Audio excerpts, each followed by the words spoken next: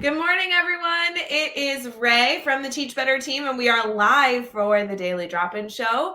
The Daily Drop-In is a morning show that happens every single morning, Monday through Friday, and we are so fortunate to welcome in guests every single week as we continue to talk shop. We have a good news article today. We have good celebrations for today, so get ready for those holidays. And we also obviously will continue our theme that we've been having all week long, which is simply the opportunity that we all have right now to do a self-check and ensure that we are supporting all of our students. We'll be right back here to get into our show this morning. Please go fill up your coffee. This morning, I'm drinking tea, and we'll get started for the day.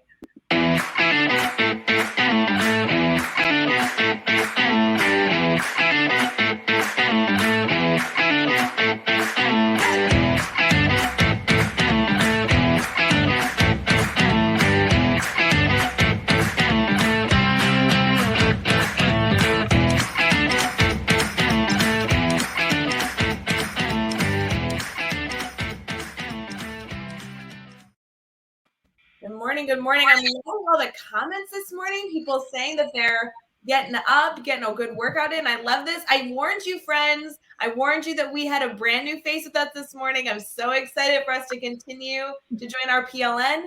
Will you introduce yourself? Tell us a little bit about yourself. I'm so excited to get this interview started. Thank you, Rae. I appreciate it. And to everyone out there, thank you and good morning. Good morning. Well, my name is Hajj Womack, and I am the CEO and co-founder of Innovative School Tools. And our whole point is to help our schools do more for our children, but without the burnout. That's the whole key for us. But just a little bit of background about me. I'm a 20-year veteran educator. I was assistant principal, as well as an instructional coach in Atlanta Public Schools. I did it for 20 years and saw some things and said, hey, let me try to help even more in a different way.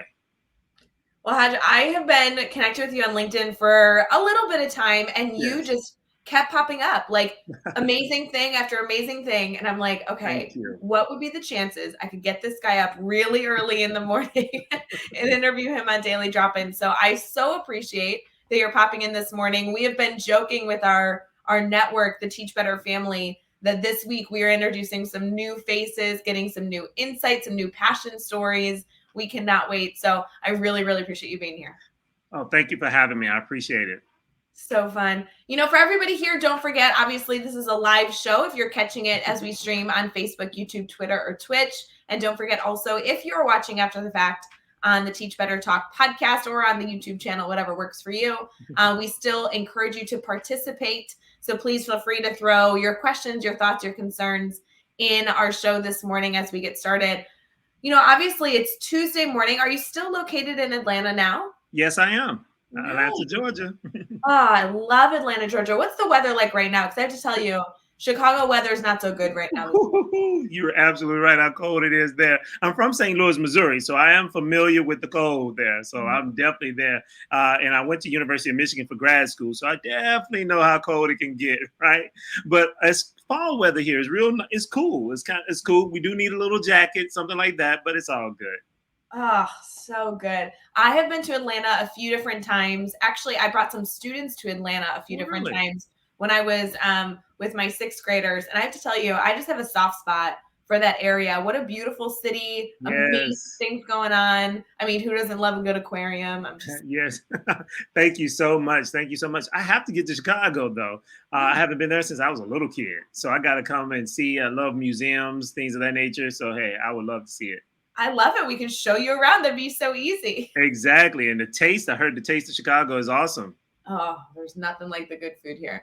So your journey, you said you were in St. Louis, you went to Michigan, now you're in Atlanta. How'd you get some education? Oh, well, first off, I'm from a family of educators. My grandmother was an educator, my mom, my sister, my brother-in-law, myself, my wife. So we're all educators. Is it like it's just in the water? That's just in the water. It's in the genes, right? So educator, but that's not my initial route. I was actually going to try to go into do business, go into business field, things of that nature. Once I arrived at Morehouse, that was my major, but fell in love with history. And I said, "Oh, I can actually make money doing this." Okay, so therefore I said, "Oh, let's teach it. Let's teach it." So I went to grad school in Michigan, where I have my master's in history of Michigan, and from there said, "Let me teach public school." One, I had my daughter, so I said, let me stop grad school right now. Let's get there and try to make sure there she's okay, right? So that's how I fell into public school, because I originally wanted to be a professor. And my whole purpose is to make everyone love history like I do. So that's what the whole goal was. So that's how I went about my teaching, is to make it passionate, make everybody feel it and love it like I do. I think history is okay, so I have a lot of subjects I'm not good at. History might be at the top, or it's like second to reading. But there's a lot of reading in history. So I think I Yes. struggled to love history. And now as I've gotten older, I've realized, holy cow, this is one of the most important subjects for us to be aware of. Most important and most interesting if it's taught the way history actually plays out. You know what I mean? It's different if I tell you, well, 1776, this happened. 1777, that happened. And 1778, this happened. That is not interesting for anybody, including me. And I love it. But it's the way we teach it. It's the actual humanization of it, because we let those stories tell the primary sources and things of that nature. You just see the color of life come through. Yeah. Well, so you get into education. You obviously have this passion for history. I have to tell you, I'm not fully sold, but even just with that small clip that you just gave me right now, I'm more sold than I was before. So maybe I'll become a history buff. But then you do all these things in education now with the work that you're doing. What does your day-to-day look like? Great question. Great question. Well, yes, I definitely love history. And as you can see, all of the books behind me. So yes, definitely love history, and education. And the process of educating our children is so very important. So my goal, a lot of times I see and learn just in that process of, and we're always learning until we take our last breath, right? So we're definitely into learning. So I learn about the learning. How can we do this better? Is a focus of mine all throughout, right? And just like, how can we teach history better? So the whole point of my work in as administrator and support is, how can we do this better for our children? So without taking the time that we lose along the way, because unlike any other field, we don't get that time back. We don't get the break back, that 180 days. Once that day is gone, it is gone. And yet and still we have the tests, we have the grades, we have a life that's in our hands. Excuse me, not life, but lives in our hands, generations of lives in our hands. So we don't have the luxury of losing that time. We don't have the luxury of wasting that time with our kids. So how can we do it better in a way that's more impactful, so that we can change those lives in the future generations because of it? So that's what my whole influence and focus on education. So what does that, how does that translate into my life now? Well, basically, I built a platform called Teachers in Touch. My co-founder and I built a platform called Teachers in Touch, which is all about optimizing old workflows. Let me back up. How many of us got into teaching to do paperwork? But can I see a sign of hands? Can I see it in the chat? If anybody just said, that's what I did. So, but yet and still, it takes time. How many of us spent time in our planning time working on attendance plans, or working on classroom management, or any of those things, calling parents? How many of us have worked on special education paperwork and documentation and meetings and things of that nature? If you have done that, please put a 1 in the chat. And if you've done that, then how is that taking away your time? How is that? Is that something that you woke up in the morning and say, yes, I'm jumping up and down for joy to do that?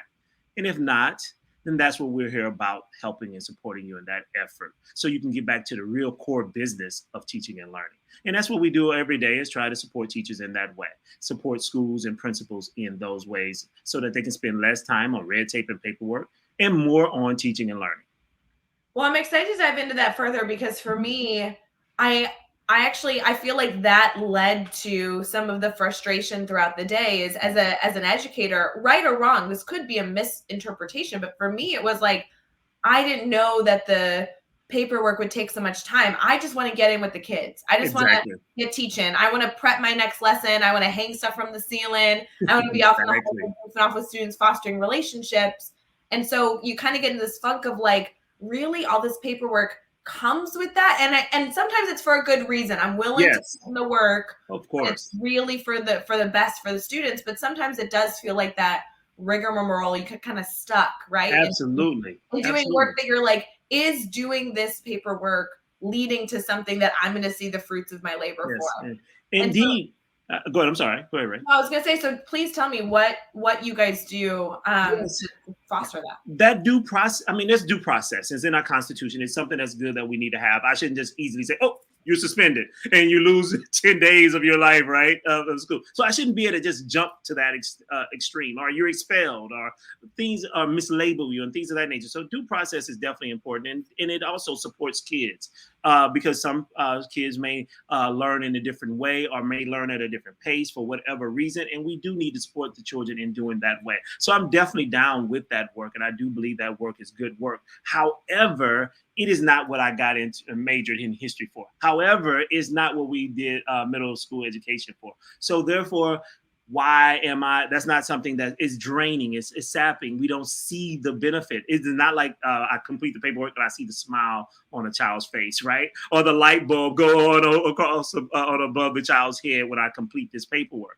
However, it is so essential. So what we do literally is give people to use the platform in a way to where they are maximizing their time. So what normally takes a teacher 5 to 7 minutes each and every call, each and every piece of paperwork for 100 kids, we do it in 2. So those are the types of things that we do. Okay, wait. Now you just blew my mind because I am a fan. So it's not so much that you're saying the paperwork isn't the teacher's job No. or the teacher shouldn't be doing it. You're saying I have a skill set and I have a passion. It's not in doing this paperwork. So I'm going to make a program that makes that paperwork easier, faster, more effective so that my teachers can get back to doing the stuff they really, really like. Not that I'm taking it off their plate. I'm just making it more effective and efficient. Absolutely. I believe our schools, you're so right, Ray. You hit the nail right on the head. I mean, hey, I need to have you join on my team. So that's wonderful. But you're absolutely right. It is something that's essential. We have to do it. And as administrators, be it from Marzano or whatever book that you're reading, it talks about guaranteed time for learning. How can you guarantee this curriculum, making it viable curriculum? Well, part of that is making sure teachers are able to teach it. Part of it is not just, oh, let's not have as many announcements. Let's minimize transitions. We're doing those, which is very important. It's definitely beneficial. However, every single day, your teachers are going in there and still having to spend some of their planning time or the whole hour and a half, if they have an hour and a half, because some people don't even have that, right? So if they do that, now guess what? They're spending that time on something else that's not going to directly, so it is indirectly, it's going to help students, but at the same time, it's so draining. It's such a case, but we have to see it as instructional support. That's the other thing we do. I actually work with principals. I was on with another school, and one school, in our way of supporting them, is looking at the data now and looking at it as leading data versus, oh, just being reactionary to the situation. So we bring that data to the fore and say, hey, is this what you want? Does this align to what your goals are for the year? If it does, then great, let's continue it. If not, how do we bridge that gap? Okay, to me though, it just sounds like you were a guy that hated paperwork and data. And so you decided to go into only paperwork and data. So none of the rest of us had to suffer. That's what this sounds like. That's right. Let me do it for you. Let Teachers in Touch do the work so you can teach. Exactly. Unreal. That's so funny. All right, friends, we're going to head into our brainstorm bank section where we're going to be able to dive into this content as we continue. Obviously, you know that on Tuesdays, our good news articles and celebrations are our last segment of our Tuesday morning show. So we'll be right back.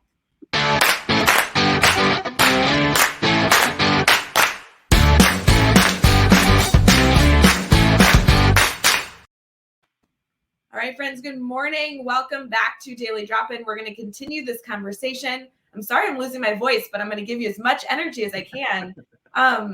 As we got started this morning, I think it's so funny because this segment is all about pausing this morning and truly leaning into our audience and saying, hey, friends, do you need anything? Brainstorm Bank was created as an intentional moment to just ask if our community needed to brainstorm a topic or needed to debate a question. As we created Daily Drop-In back in March of 2020, we didn't know that we would necessarily have a solution or suggestion that would be the answer to your problem. We wanted to make sure, if nothing else, we were here to be the beginning brainstorm component of that journey. And we continue to want to spend that time every single morning here with you, as well as we stream live Monday through Friday for the Daily Drop-In. As we've discussed today, we have a theme this week, and our theme this week is perfect. So for this introduction, it's like we planned this, but it's all about supporting all of our students. And it's really a broad topic intentionally, because we all have an opportunity right now at the end of October to kind of take a pulse. Are we understanding what our students need, and are we taking steps to really reach all of our learners? The discussion yesterday that I had with Jeff was all about ensuring that you're taking some time to ask your students if they're getting what they need, and then how you're going to take steps to respond to those needs can kind of be our focus for the rest of our week. As you reflect on kind of reaching all learners in the work that you're doing right now, how do you think that those two ideas are connected? Very good point. Very good point. I love the theme. That's a great theme. And I truly believe the best way to support our teachers is to support, the best way to support our students is to support our teachers. That is the best way. They're in there day in, day out, all day, so that's something that is really, really tremendous. So our hats off to our teachers so that they can actually support our students. And as administrators, as a former administrator, I used to say that the most important adult in the building is our teacher. If you're not a teacher, then you're supporting teachers is the whole point of the adults in the building when it comes to instruction. But in order to directly answer your question, how are we ensuring that we're supporting all of our students? Well, a lot of times the squeaky wheel gets the oil, right? So we reach out to the parent that is the student that is either the most troublesome or the one that's shining the most, right? And just getting all the glow and the shine. But what about that student that is a B student or even an A student, but just maybe an introvert or what have you, right? How are we reaching out to that parent?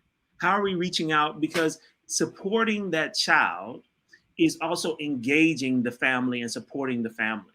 How are you reaching out to that parent and saying, hey, your child did X, Y, and Z today positively? Hey, great job, caught doing good. How are we doing those things to motivate our children to give us even more? Because once you have a motivated learner, then you can teach them anything, and sky is the limit when it comes to student achievement. But how are we doing that? How are we tracking that? Oh, I called Rae, but I did not call Hajj's parents. What is going on? How do we do those things? And that's something that we need to definitely do as the instructors and teachers and administrators in the building, is to see that engaging parents as instructional support for our kids. So those are just some of the things, because you just never know. And especially when you first get a child into the building, just imagine who's the expert of that child at that moment. It's the parent. They know some of the strengths, the weaknesses, what's boring to them or not, what they like to do and what they don't like to do. That information could be used and differentiate your lesson in such a way that it'd be amazing for that child to hear his or her name in the lesson itself, or you pick the topic that child just loves, is just passionate about, and then they say, oh, I get to jump in and shine at that moment. Imagine that child at that point engaged and motivated to come to your class. Well, and you touched on two different topics there that I think are essential for us to dive into. This is such a perfect segue from our discussion yesterday as we continue with this theme, is not only the idea of intentionally taking moments to celebrate students, not just the top 5% and the lower 5%, but the students that are falling throughout the entire, scale in your classroom. But also this option to truly partner with parents, which is essential. Do you have a passion for one of those topics more than the other? Or are they so connected that you feel like they just need to continuously be this loop of getting information from parents, learning about the students, reporting it back to the parents, and starting it over again? I totally think there's a loop, because it was a teacher that saved me. And I wasn't the bottom 5, nor was I the top 5. I was in 6th grade, and Miss Norbert in Lafayette, Louisiana, my 6th grade teacher, saved me. She reached out to me, and she gave me a goal. She said, if you could just stay out of trouble for 2 weeks, So I was a little bad, but not that bad. But so she said, stay out of trouble for 2 weeks. I will move you to my gifted classes. I'm like, okay.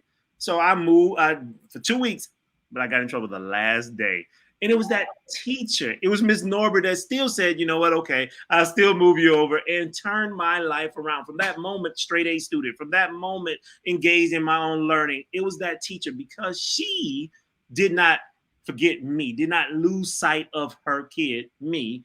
And therefore, I find it so important that we do that we reach out. And it's because of her that she reached out to my parents and started working with me, and just saw some things that, hey, oh, he needed some help in X, Y, and Z areas, and helped me to get it and brought it to my parents' attention.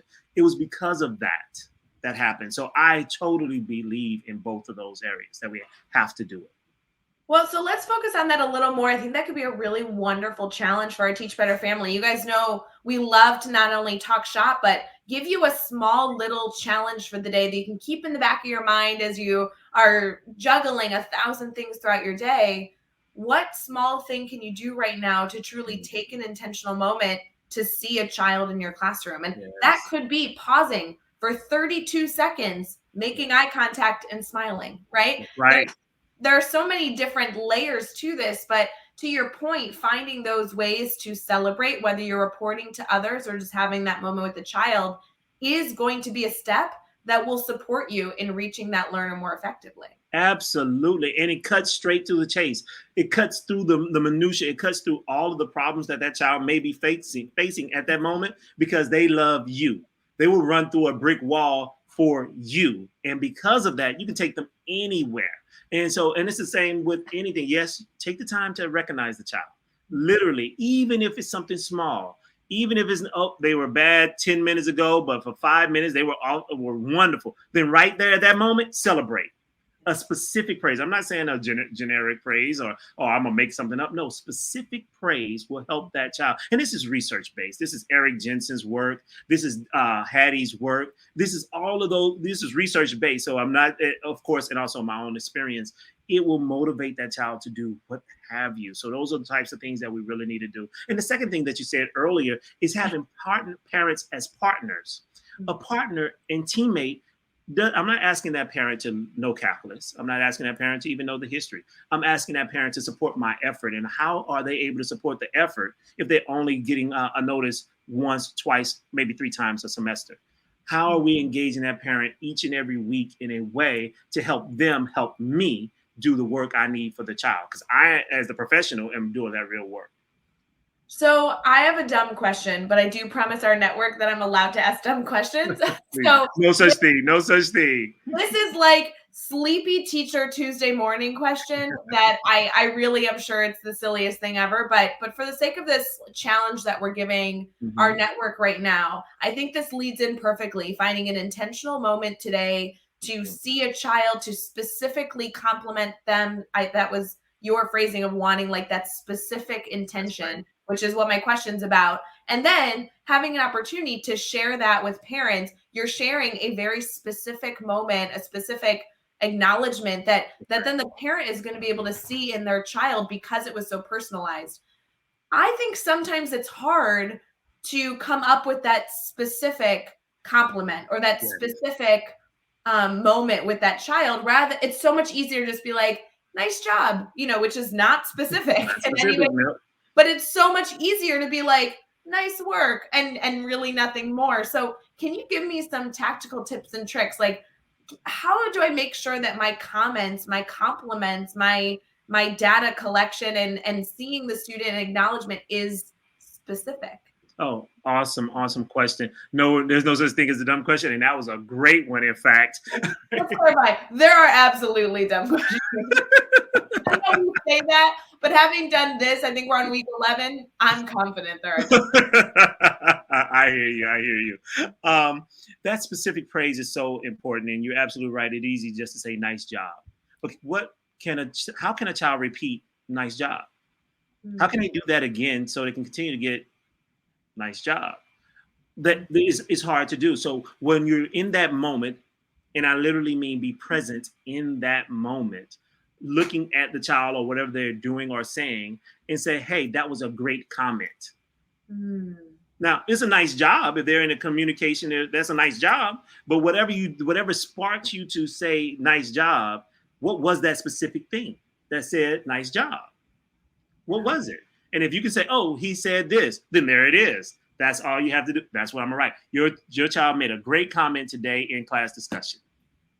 Okay, so it's not just about building up the child, but as we're talking about reaching all your students, being able to give your students in your classroom as frequently as you can specific feedback that feels good so that they can duplicate it. I love that focus on them being able to reflect back and say, how do I get that compliment again? Absolutely. And oh, they need me to do this. Because if you say, oh, just good job, it could be good job on taking notes, good job on staying quiet, good job on writing with a pencil, good job on staying in your seat. It's a lot of factors. And maybe only one of them is the behavior that you want them to duplicate again. Absolutely. And then they repeat it because it's been positively reinforced. Mm-hmm. And the rule of thumb that research is saying now is that for every one negative feedback, criticism, what have you, we should do at least 3 positive ones. So if you're going to say something negative, a critique, then at least 1 positive. And it's not just for kids, it's for adults as well. There's a whole sandwich philosophy, right? Say something positive, then have the critique, and then end with a positive. It's the same across the board. Well, it's something that we have to just be intentional with our children in doing. Mm-hmm. Well, hey, I like what you did here today. In fact, hey, you did a great job on your multiplication facts today, the 3s and the 5s. But guess what? I need you to work on your 9s and 12s. Okay, I'll work on those things. That's it. And then that's what the parent sees. The parents are going to call and say, hey, child, guess what? I got a message from your parents that you did great on the 3s and 5s. Wonderful. Everybody's happy, right? And then when you later on that week or what have you say, hey, I need you to work on your 9s and 12s. Then guess what that parent is saying? Hey, your teacher loves you. Let's work on those 9s and 12s this weekend. Mm. Then 9s and 12s are worked on in the weekend. And guess what happens on Monday or next week for the quiz? The 9s and 12s are now also in better. So it improves student achievement in that way, as well as build that kid up.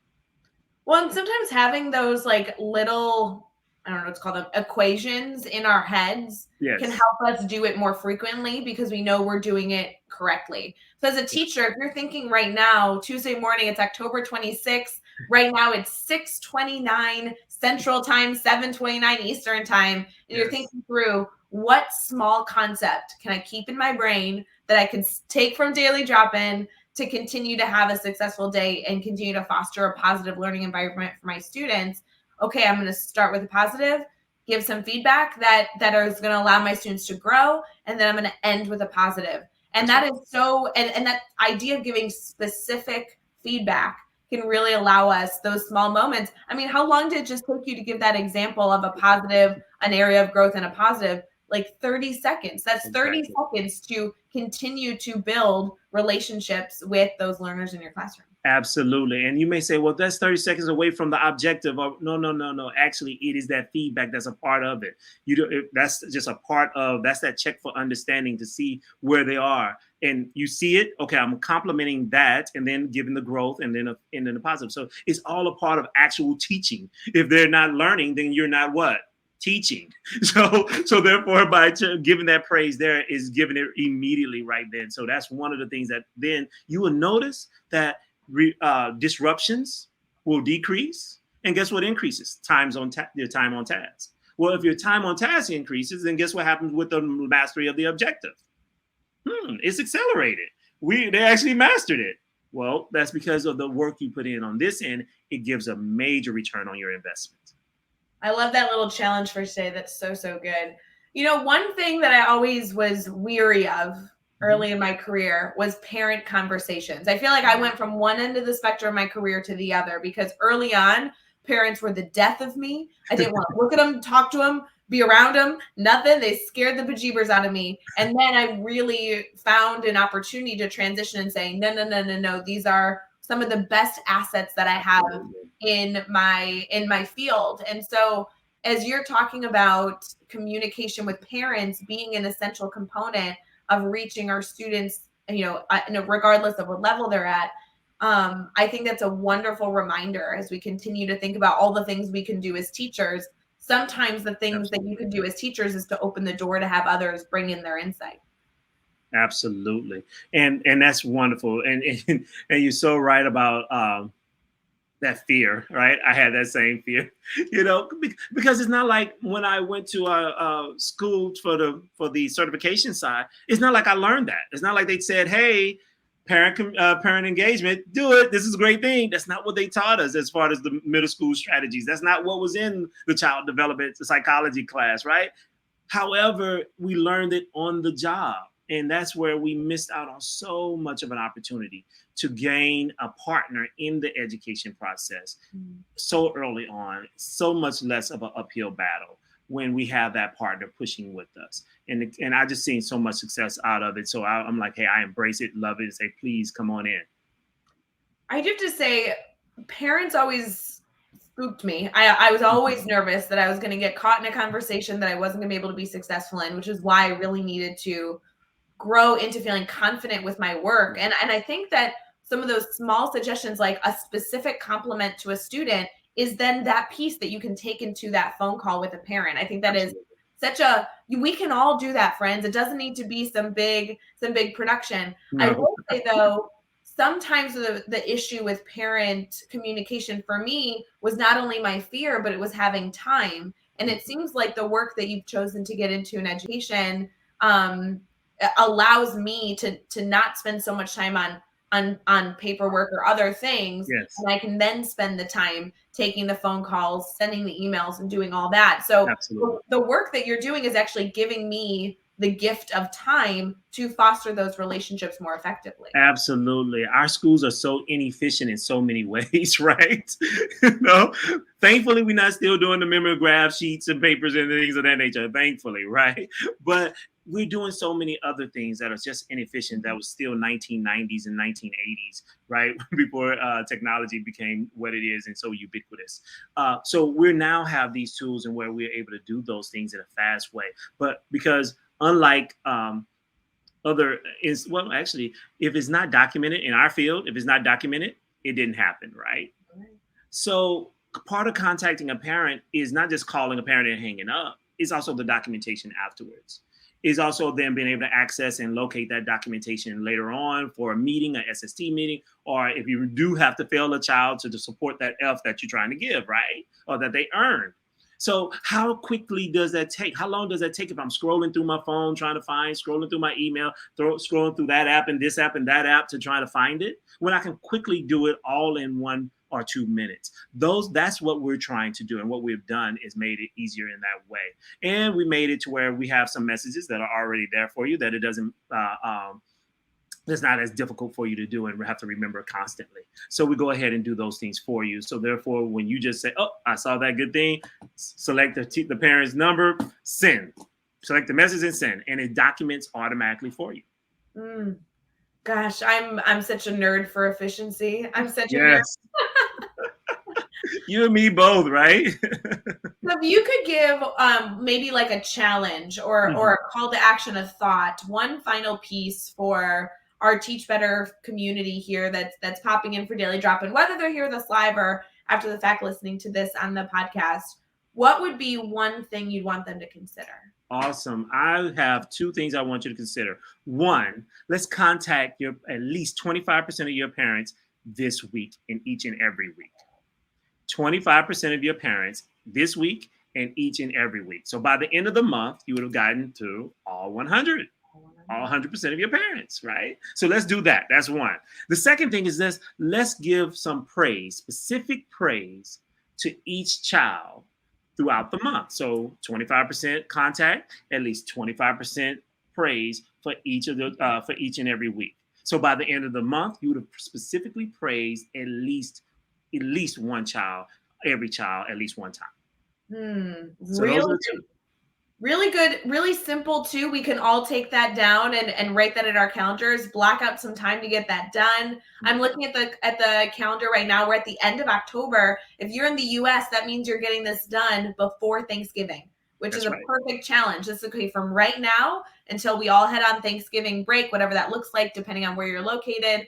That will allow you to say, okay, I'm going to take on this challenge and see where I get. And the reality is that even if you only get 75% of the way through, it's farther than you had before. That's right. Right? I mean, truly, if you're looking at your days and your weeks and you're like, oh my gosh, I can't take on that challenge. I have this hurdle and I'm out of school this whole week. And then I have a student that was quarantined and I didn't get to see him for 14 days. And oh, I wasn't able to accomplish my challenge. Guys, take a second. If you took on this challenge and even did half, you'd be in a better boat. That's right. Yeah. So That's a good idea. You're absolutely right. So don't be like, oh, I can't do it. No, love it. Be where you are. Celebrate where you are, and then hey, we can start the next month. I love this challenge. So important. Those two things go together very, very well. So I love this focus. We are going to transition here into our good news for the day, the holidays for the day. I really love to celebrate, so that's what we're going to get into here, and then we'll be right back.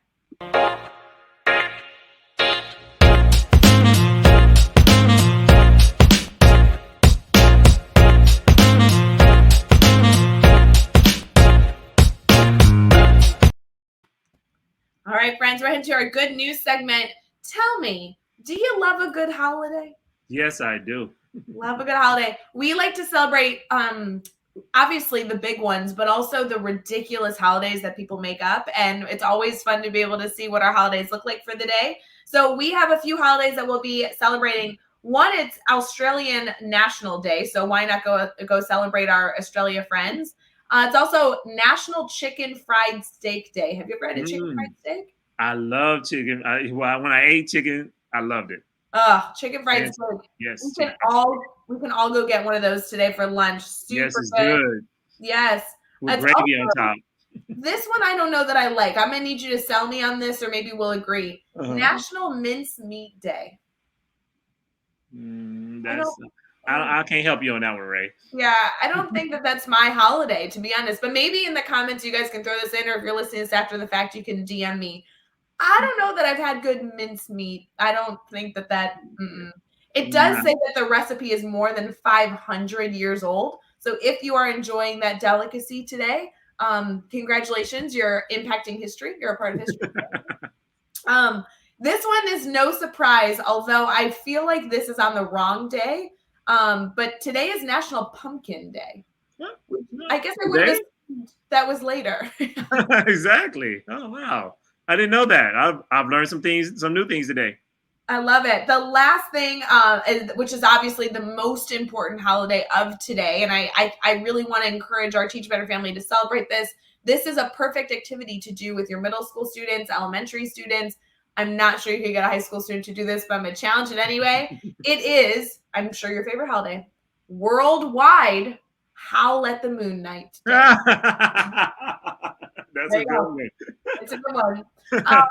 Speaking of howling at the moon, we have a good news story today that does have to do with pets and dogs. You guys know me. I love a good puppy story. And so we're folding that in to brighten our day as we kind of close out our daily drop-in show here. I saw this one. This was in People magazine. I'm not sure if you heard the story, but I thought it was cute. So we can kind of dive into this, and then we'll also discuss how maybe you can bring this into your classroom.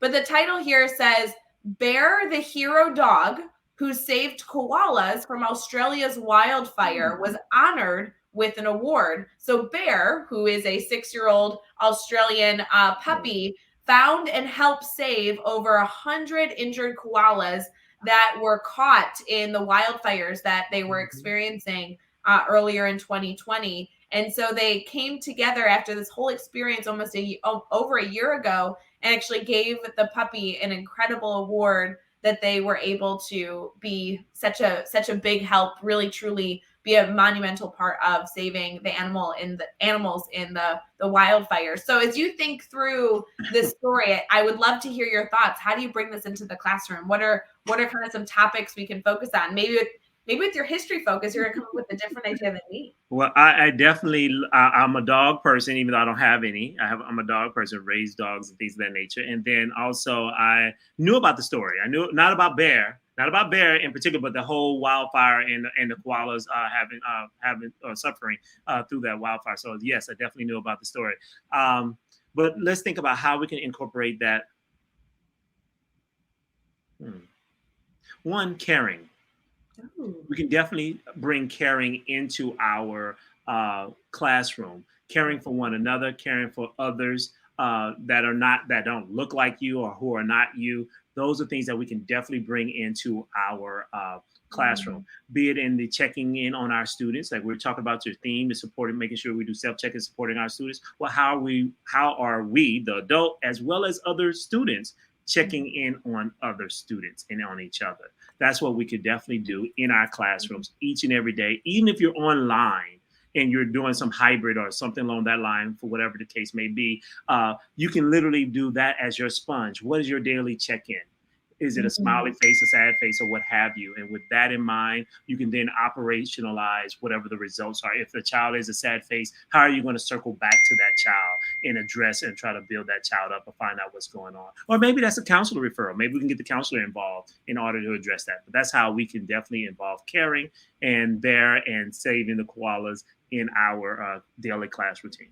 Well, and we've talked about this before on the show, and I know when Jed Dearberry was live with us, he kind of alluded to this as well, but we were talking about how sometimes it's easier to talk about challenging concepts when you're just doing it with an animal first, right? That's a very common practice in the elementary classrooms. This is an article. It's a real article in People Magazine. You can pull it up. You're probably going to have some sort of connection, a better connection with a middle school, high school child. And as you're looking at this, you can talk about caring in the sense of these animals, and then how can you then foster that discussion to be human to human and everything in between. I also think there's some science element here. You could discuss wildfires. You could discuss the incredible organizations that keep our world safe by combating these wildfires. We could discuss firefighters as a profession here. We could talk about geography for where Australia is on a map. I mean, there's some opportunities here to really dissect this article and look at, an incredible, positive, heroic story that then can also foster, hopefully, some deep discussion in the classroom. Absolutely. And the reading comprehension, reading and literacy, period, being able to do that is wonderful. Identifying main ideas in it and then the supporting details that go along with it. So those are definitely skills that we can learn and teach in our class, middle school, definitely. Very, very cool. As we wrap up our show today, I'd love to make sure our network can connect with you. I know that I was joking with our community that we're bringing on a bunch of new faces this week, and we're doing that with the intention is because we know we want to bring more and more voices to the Teach Better family so we can continue to grow our network, continue to foster different resources and bring different resources into our world to better support our students. So I'd love if you don't mind kind of giving us where can they connect with you? Where can they connect with your team? Kind of all that good stuff. Absolutely. Thank you so much for this opportunity, Rae, and the Teach Better family. Really do appreciate it. You can reach us at goteachersintouch.com. That is goteachersintouch.com. Also, you can reach us at Teachers in Touch on Facebook and Teachers in Touch 1. So on Instagram as well. So you can find us there. And on LinkedIn, we're Innovative School Tools on LinkedIn. So we're definitely there and everywhere. So we look forward to engaging with you and helping in any kind of way. That's our whole goal, is just to help without the burnout. That's the key, because without you teachers, without the educators, where would our society be? And we want to make sure we are supporting you in the Herculean effort that you're dealing with each and every day. And we appreciate you and thank you. Oh, it was so fun being able to chat with you. I so appreciate you getting up bright and early to join the Daily Drop-In. For our Teach Better family, please remember today is Tuesday, October 26th. It's going to be the best Tuesday you've ever had. Yes. And it's in store for you. So you got to get ready. You got to get moving. And you got to go enjoy the incredible day that's going to be ahead of you.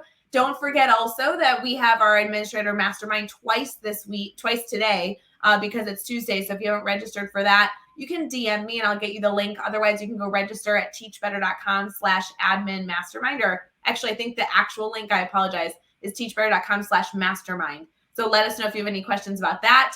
Also, we'll be back tomorrow morning for a daily drop-in bright and early at 7 a.m. Eastern. We have Brain Break tomorrow, which is going to be full of shenanigans.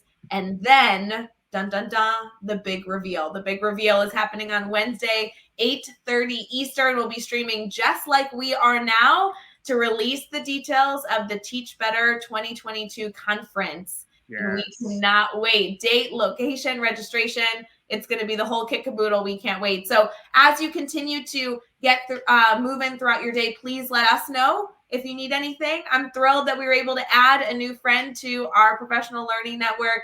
And of course, as always, we hope that you guys enjoy your last few sips of coffee as you head into your day. So thanks so much, guys. We'll see you later. Thank you.